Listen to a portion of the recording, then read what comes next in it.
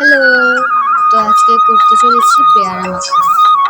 বাঙালির 12 মাসে 13 পার্বণের মতোই 12 মাসে এক মুখরোচক খাবার হলো পেয়ারা মাখা। কাঁচা পাকা পেয়ারার সঙ্গে ঝাঁঝালো কাসুন্দি, বিট লবণ আর পোড়া শুকনো মরিচের গুঁড়ো যখন একসঙ্গে মেশানো হয় তখন তার গন্ধেই অর্ধেক পেট ভরে যায়। টক ঝাল মিষ্টি পেয়ারা মাখা এক কামড়েই মনটা একদম ফ্রেশ করে দেয়। জিভে জল আনার স্বাদ পেয়ারা মাখার থেকে আর কি হতে পারে। পেয়ারা মাখা কেবল স্বাদেই অতুলনীয় নয়, এটি ভিটামিন সি এবং রোগ প্রতিরোধ ক্ষমতা বাড়াতেও ভীষণ উপকারী।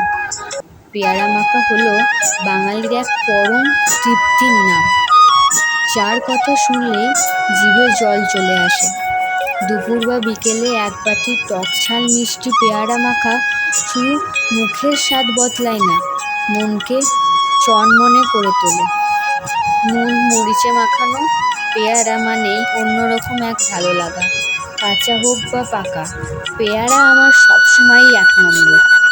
রোদ ভরা দুপুরে গাছের তাজা পেয়ারা খাওয়া মজাই আলাদা। বৃষ্টির দিনে জানলায় বসে বৃষ্টি দেখতে দেখতে মশলাদার পেয়ারা খাই, মনটা তখন আনন্দে ভরে ওঠে। আজকের ভিডিওটা এই পর্যন্তই। বাই।